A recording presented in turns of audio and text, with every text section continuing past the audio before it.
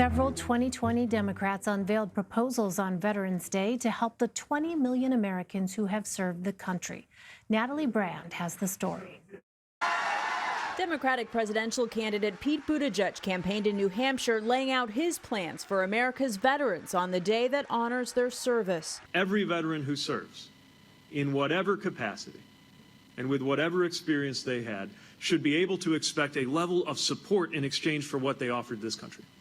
A veteran himself, Buttigieg noted a lack of women in leadership positions and says if elected, he could name the country's first female VA secretary. Massachusetts Senator Elizabeth Warren, who is also in New Hampshire, says she wants to cut the suicide rate for veterans in half in 4 years and provide annual mental health checks for service members. It is a reminder how much we owe our veterans, how they are part of our families, our friends, our communities. A number of Democratic candidates are pushing for more investment in veteran suicide prevention. President Trump has also addressed the veteran suicide epidemic, asking a task force to deliver a strategy by next spring. Vermont Senator Bernie Sanders has called for substantially expanding access to VA mental health services. During a town hall in Iowa, he highlighted plans to fill nearly 50,000 slots for doctors and other medical professionals at facilities run by Veterans Affairs. Recent polls show a tight four-way race in Iowa between Sanders, Warren, Buttigieg, and former Vice President Joe Biden. The state's caucuses are less than 3 months away. Natalie Brand, CBS News, the White House. CBS News 2020 campaign reporter Nicole Sganga joins us now. She has been on the road with Pete Buttigieg as he wraps up his bus tour. All right, Nicole, what are some of the highlights of Pete Buttigieg's plan?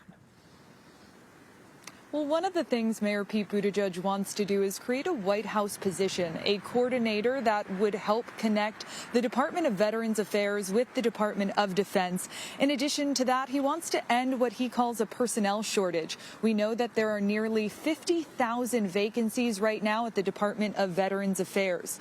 Also, Mayor Pete Buttigieg talking about the crisis of mental health and death by despair across the country and here in New Hampshire, wanting to curb those suicide numbers amongst veterans. We know that 20 veterans a day die by suicide. So speaking at length about that, he would also like for every service member from the day they enlist to have a medical record created till the time they retire and thereafter, helping to streamline some of their medical care, Elaine.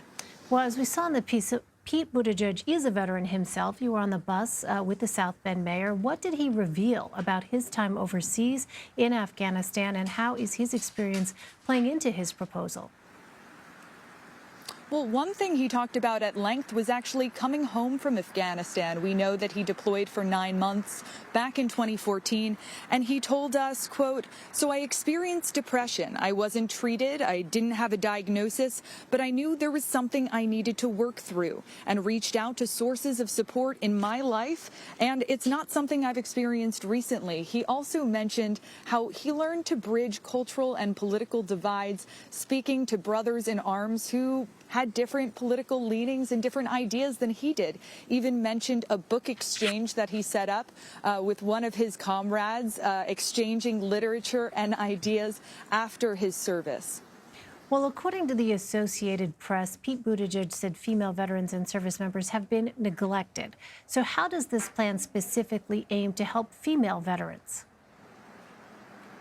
Well, there are a few things in this plan that help address female veterans. Of course, we know that 10% of veterans are female. One thing Mayor Pete Buttigieg has floated, which you mentioned earlier, is perhaps appointing a female secretary of the VA. When I asked him about this today on the bus, he said it's not just the Department of Veterans Affairs that needs more female leadership. It's also all 5 branches of the military and the Department of Defense. So he's certainly encouraging others that if he is elected president, he will be appointing more women in senior roles there.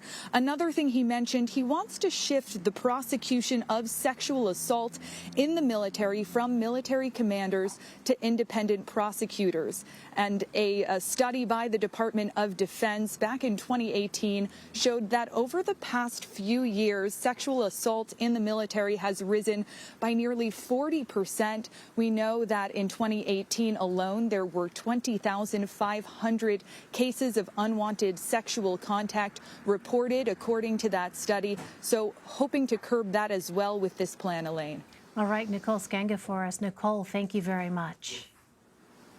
Thank you.